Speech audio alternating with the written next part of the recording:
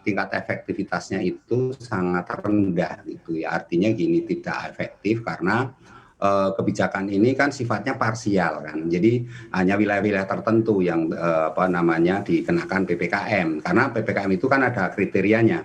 Satu adalah tingkat kematian, yang kedua tingkat kesembuhan, yang ketiga tingkat penularan, dan keempat itu tingkat fasilitas kesehatan. Nah, tidak semua daerah itu bisa memperlakukan PPKM. Nah, karena itu misal sebagai contoh itu adalah wilayah Banten itu hanya Tangerang Raya, kemudian untuk Jawa Barat itu hanya wilayah Bekasi, Bogor, Depok, dan Bandung Raya. Sementara untuk Jawa Tengah itu hanya Surakarta Raya, Semarang Raya, dan Banyumas Raya. Dan untuk di Jawa Timur itu Surabaya Raya dan Malang Raya. Jadi itu daerah-daerah yang dikenakan PPKM.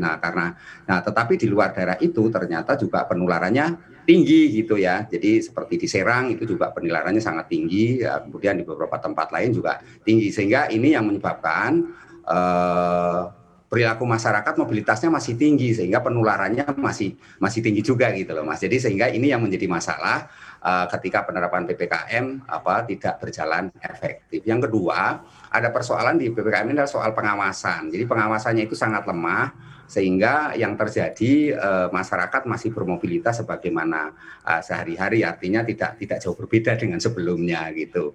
Nah, kemudian juga yang ketiga itu ada masalah di dalam aspek law enforcement. Law enforcement-nya juga sekarang ini relatif lemah gitu, rendah karena banyak toleransi sehingga yang terjadi kebijakan PPKM ini tidak membuahkan hasil yang menggembirakan, di mana kemudian pelanggar-pelanggar ini tidak dikenai sanksi sebagaimana yang disepakati atau yang sudah ditetapkan.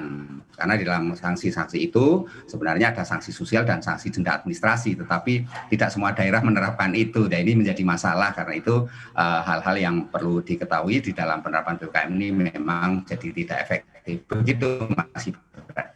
Tapi kalau kita lihat dengan 10 bulan lah kalau kita hitung berjalan kebijakan PSBB sama PPKM setelah PSBB berjilid-jilid terus dilanjutkan dengan PPKM, apa sih yang bisa kita evaluasi dari kebijakan ini Pak? Seberapa efektif ini bisa menekan angka positif COVID-19 Anda melihat dari seorang kacamata pengamat kebijakan publik?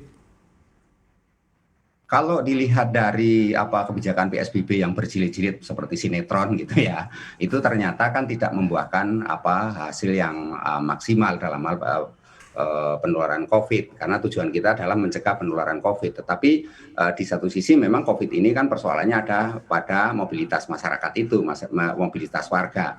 Nah, selama pelaksanaan PSBB, baik di DKI Jakarta ini ada PSBB transisi maupun PSBB ketat, justru yang berhasil itu pada penekanan pada saat PSBB ketat itu pernah berlaku di bulan Maret ya, Maret, April, Mei itu dengan Pergub nomor 33. Tetapi kemudian DKI Jakarta mengubah dengan kebijakan PSBB transisi. Nah, PSBB transisi ini kemudian terjadi kenaikan lonjakan yang eksponensial.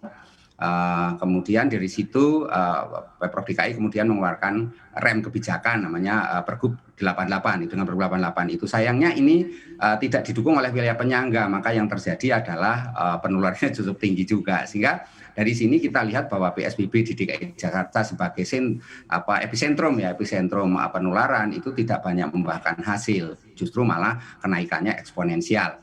Nah, di satu sisi kebijakan dari pemerintah pusat juga memberikan andil di situ, misalnya mengenai pemberian hari libur dan sebagainya. Hari libur itu banyak menyumbang terjadinya kerumunan dan inilah yang menyebabkan penularan tinggi. Nah, kemudian ketika kebijakan itu berubah menjadi PPKM yang kita kenal sekarang ini juga kita lihat pada tahap pertama itu periode pertama tidak membuahkan hasil apa-apa sebagaimana dikatakan oleh Pak Presiden juga diakui oleh pemerintah bahwa kebijakan itu tidak efektif.